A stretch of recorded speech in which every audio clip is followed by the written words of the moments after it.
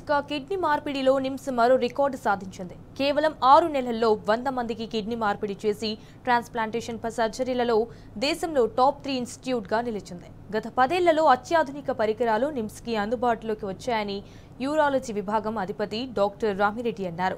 పేదలకు ఆరోగ్యశ్రీ పరిధిలో పూర్తిగా ఉచితంగా జరగడం వల్ల ఇది సాధ్యమైందన్నారు. కిడ్నీలు చెడిపోకుండా వైద్యుల సలహాలు, టెస్టులు చేసుకోవడం, ముందస్తు జాగ్రత్తలు తీసుకోవడం మంచిదంటున్న డాక్టర్ రామిరెడ్డితో మా ప్రతినిధి మహేష్ ఫేస్ టు ఫేస్. ఆసుపత్రి వైద్యులు అరుదైన ఘనత సాధించారు. కేవలం 6 నెలల్లోనే 100 కిడ్నీ ట్రాన్స్ప్లాంటేషన్ సర్జరీలు చేసి సరికొత్త రికార్డు క్రియేట్ చేశారు. ఇక దేశంలోనే టాప్ 3 ఇన్స్టిట్యూషన్లో ఒకటిగా నిమ్స్ ఆసుపత్రి నిలిచిన ఘనత కూడా వరించింది. ఇక దీనికి సంబంధించి మనతో మాట్లాడేందుకు యూరాలజీ విభాగం అధిపతి రామిరెడ్డి గారు ఉన్నారు. వారిని అడుగుదాం. సార్ చెప్పండి, కేవలం 6 నెలల్లోనే 100 శస్త్రచికిత్సలు చేశారు కిడ్నీ మార్పిడికి సంబంధించి, ఏం చెప్తారు సార్? ఇది అరుదైన ఘనత మీరు చెప్పినట్టే. ఎందుకంటే ఎర్లియర్గా మేము పోయిన సంవత్సరము ఒక 137 ట్రాన్స్ప్లాంట్స్ సంవత్సరంలో చేయగలిగాము. ఈ సంవత్సరంలో ఫస్ట్ 6 నెలలనే ఒక 100 చేశామంటే బహుశా నేను అనుకుంటా 200 ఆపరేషన్లు కావచ్చు ఒక సంవత్సరంలో అనుకుంటున్నాను నేను. కిడ్నీ మార్పిడి ఎప్పుడు అవసరం పడుతుంది సార్? ఎట్లాంటి అంటే కిడ్నీ డ్యామేజ్ ఎప్పుడు జరుగుతుంది? దీనికి సంబంధించి ఎలాంటి జాగ్రత్త తీసుకోవాలి? కిడ్నీ సమస్యలు ముఖ్యంగా ఏంటంటే ఈ చిన్నపిల్లలకైతేనేమో గ్లామర్లో నెఫ్రైటిస్ అనే డిసీజెస్ ఉంటాయి అన్నమాట. దానివల్ల ఈ కిడ్నీ సమస్యలు వచ్చే అవకాశం ఉంటుంది.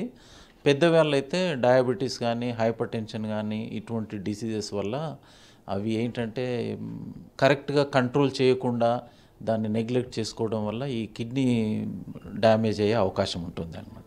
2015 నుంచి యూరాలజీ విభాగానికి అధిపతిగా ఉన్నారు. ఈ 10 ఏళ్ల కాలంలో మీరు ఎన్ని కిడ్నీ సర్జరీలు చేశారు? మేము లాస్ట్ 10 ఇయర్స్లో ఒక మోర్ దెన్ 1000 కిడ్నీ ట్రాన్స్ప్లాంటేషన్స్ చేశాము.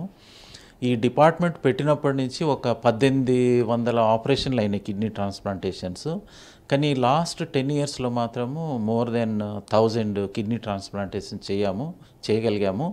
అందులో ఈ లాస్ట్ 6 మంత్స్లో ఇంకా ఎక్కువ, ఒక 6 నెలల్లోనే ఒక 100 కిడ్నీ ట్రాన్స్ప్లాంటేషన్స్ చేయగలిగాము అనమాట. ఇవి ఎక్కువ కావడానికి కారణం ఏంటంటే, ఒకటి ఈ జీవన్దాన్ అంటే ఈ కెడావర్ రీనల్ ట్రాన్స్ప్లాంటేషన్స్ సంఖ్య కూడా బాగా పెరిగిపోయింది. సో దానివల్ల కూడా ఈ కిడ్నీ ట్రాన్స్ప్లాంటేషన్స్ సంఖ్య పెరిగిపోతుంది. సో కార్పొరేట్ హాస్పిటల్స్తో పోలిస్తే మన నిమ్స్లో ఎలాంటి ఫెసిలిటీస్ ఉన్నాయి? పేషెంట్ సంబంధించి వారికి వైద్య ఖర్చులకు సంబంధించి ఎట్లా ఉంటుంది? కార్పొరేట్ హాస్పిటల్స్లో ఏ రకమైన వసతులు ఉన్నాయో ఆ రకమైన వసతులు మాకు కూడా అన్నీ ఉన్నాయి. ఇక్కడ సంబంధించిన డాక్టర్స్ కానీ, ఎక్విప్మెంట్ కానీ, పేషెంట్స్కి కావాల్సిన వసతులు కానీ, మెడిసిన్స్ కానీ అన్నీ ఉన్నాయి. ఇంకొకటి ఏంటంటే, అక్కడ ఏదైతే ఛార్జ్ చేస్తారో కార్పొరేట్ హాస్పిటల్స్లలో, ఇక్కడ మేము చేసే ఆపరేషన్స్ చాలా వరకు ఈ ఆరోగ్యశ్రీ గవర్నమెంట్ స్కీమ్లో చేస్తున్నాం అనమాట. సో వీళ్ళకి ఏంటంటే ఇవన్నీ ఉచితంగా జరుగుతున్నాయి. వీళ్ళకు ఈ ట్రీట్మెంట్, ఈ కిడ్నీ ట్రాన్స్ప్లాంటేషన్స్ అన్నీ గవర్నమెంట్ సహకారంతో ఉచితంగా జరిగిపోతుంది. సో దానికి సంబంధించిన ఆపరేషనే కాదు, ఆపరేషన్ తర్వాత వీళ్ళకి ఇమ్యునోసప్రెసివ్ మెడిసిన్స్ అన్నీ ఇస్తామన్నమాట. నెలకు ఒక 10-15 వేల ఖర్చు వస్తుంది. అది కూడా గవర్నమెంటే ఇస్తుంది, ఫ్రీగా ఇస్తుంది. కాబట్టి సో ఇదంతా పూర్ పీపుల్కు ఉపయోగపడేటువంటి స్కీమ్ అన్నమాట. సో ఈ 10 ఏళ్ల కాలంలో నిమ్స్లో అంటే కిడ్నీకి సంబంధించి కానీ ఎట్లాంటి ఎక్విప్మెంట్ సమకూర్చుకున్నారు సార్? అంటే కిడ్నీ ట్రాన్స్ప్లాంటేషన్ చేయడానికి సంబంధించిన ఎక్విప్మెంట్ అంతా ఉన్నది. దాంతోపాటు ఈ మధ్యన ఒక 1 ఇయర్ పైన అవుతుంది, ఒక రోబో కూడా వచ్చిందనమాట మా దగ్గర. దాని కాస్ట్ మోర్ దెన్ 30 crores ఉంటుంది అది. సో రోబో కూడా రావడం వల్ల మేము ఈ రోబోటిక్ ట్రాన్స్ప్లాంటేషన్స్ కూడా ఈ మధ్యనే మొదలుపెట్టాము. ఒక 4 రోబోటిక్ ట్రాన్స్ప్లాంటేషన్స్ కూడా చేయగలిగాము. ఇతర రాష్ట్రాలతో పోలిస్తే మన రాష్ట్రంలో ఎట్లా ఉన్నారు సార్? కిడ్నీ వ్యాధిగ్రస్తులు ఎట్లా ఉన్నారు సార్? ఏ మోతాదులో? యాక్చువల్గా మన దగ్గర కిడ్నీ ట్రాన్స్ప్లాంటేషన్స్ చాలా జరుగుతూ ఉంటాయండి. గవర్నమెంట్లో జరుగుతూ ఉంటాయి, ప్రైవేట్లో కూడా జరుగుతూ ఉంటాయి. ఇప్పుడు మొత్తం కంట్రీలో ఒక టాప్ 3 హాస్పిటల్స్లో మనది కూడా ఒక హాస్పిటల్.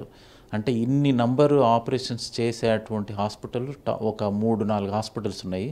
అందులో మనది టాప్ 3లో వస్తుంది అనమాట. అంటే సౌత్ ఇండియాలో మనదే ఫస్ట్. సో నంబర్ విషయంలో మనం చాలా ఎక్కువ చేస్తూ ఉన్నాం అన్నమాట. సో ట్రాన్స్ప్లాంట్ చేసిన తర్వాత ఎట్లాంటి జాగ్రత్తలు సార్ ఈ పేషెంట్లు? జాగ్రత్తలు అంటూ స్పెసిఫిక్గా ఏం లేవు. కాకపోతే ఏంటంటే రెగ్యులర్గా మెడిసిన్స్, డాక్టర్ చెప్పిన మెడిసిన్స్ రెగ్యులర్గా వేసుకుంటూ ఉండడము, ఫాలోఅప్కు రెగ్యులర్గా రావడము, తర్వాత కొంచెం హైజీన్ అనేది కూడా చాలా ఇంపార్టెంట్ అనమాట. హైజీన్ లేకపోతే కనుక ఇన్ఫెక్షన్స్ వచ్చే ఛాన్స్ ఉంటుంది. కాబట్టి కొంచెం హైజీన్ సర్కమ్స్టాన్సెస్, తర్వాత హైజీనిక్ ఫుడ్ తీసుకోవడము, తర్వాత రెగ్యులర్గా డాక్టర్ చెప్పిన ప్రకారం రావడము, టెస్టులు చేయించుకోవడము, మెడిసిన్స్ రెగ్యులర్గా వాడము, ఇటువంటివన్నీ జాగ్రత్తలు తీసుకోవాల్సి వస్తుంది. కిడ్నీలు చెడిపోకుండా ప్రజలు ఎలాంటి జాగ్రత్తలు తీసుకోవాలి సార్? కిడ్నీలు చెడిపోకుండా జాగ్రత్తలు అంటే ముఖ్యంగా ఈ షుగరు, బీపీ ఇటువంటి ఏవైతే రోగాలు ఉన్నాయో వాళ్ళు దానికి సంబంధించిన కంట్రోల్లో పెట్టుకోవడము, మెడిసిన్స్ రెగ్యులర్గా వాడడం అనేది చాలా ఇంపార్టెంట్ అనమాట. ఎందుకంటే ఇవి అశ్రద్ధ చేసి సరిగా మెడిసిన్స్ వాడకుండా ఉండడము, డాక్టర్ సూచనలు పాటించకుండా ఉంటే కనుక లాంగ్ టర్మ్లో ఈ కిడ్నీస్ డ్యామేజ్ అయ్యే అవకాశం ఉంటుంది, హార్ట్ అటాక్ వచ్చే అవకాశం ఉంటుంది, స్ట్రోక్ వచ్చే అవకాశం ఉంటుంది. సో ఇవన్నీ కూడా కాంప్లికేషన్స్ రాకుండా ఉండడానికి సరైన జాగ్రత్తలు ఏంటంటే అవి కంట్రోల్లో ఉంచుకోవడము, డాక్టర్ చెప్పిన సూచన సలహాలు తూచా తప్పకుండా పాటించడం. సో మీరు ఈ టీంలో ఎంతమంది పార్టిసిపేషన్ చేశారు సార్ ఈ 100 ఆపరేషన్లకు సంబంధించి? మేము యాక్చువల్గా యూరాలజీ డిపార్ట్మెంట్లో ఒక 20 మంది ఉన్నాము.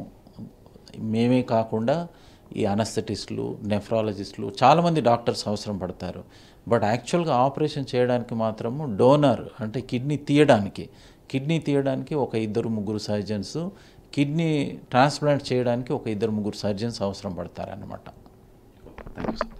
ఇది మొత్తంగా చూసినట్టయితే ఇటు గత 10 ఏళ్ల కాలంలో కూడా నిమ్స్ ఆసుపత్రిలో కిడ్నీ ట్రాన్స్ప్లాంటేషన్ సంబంధించి ఎక్కువ జరుగుతున్నాయి. అటు ఇక్కడ ఇతర రాష్ట్రాల్లో పోలిస్తే ఇటు మన హైదరాబాద్ నిమ్స్లో అత్యాధునికమైన ఎక్విప్మెంట్ ఉన్నాయి కాబట్టి అందువల్లనే ఇది సాధ్యమవుతుందని డాక్టర్ రామిరెడ్డి గారు చెప్తున్నారు. కెమెరామెన్ లక్ష్మణ్తో మహేష్ న్యూస్, హైదరాబాద్.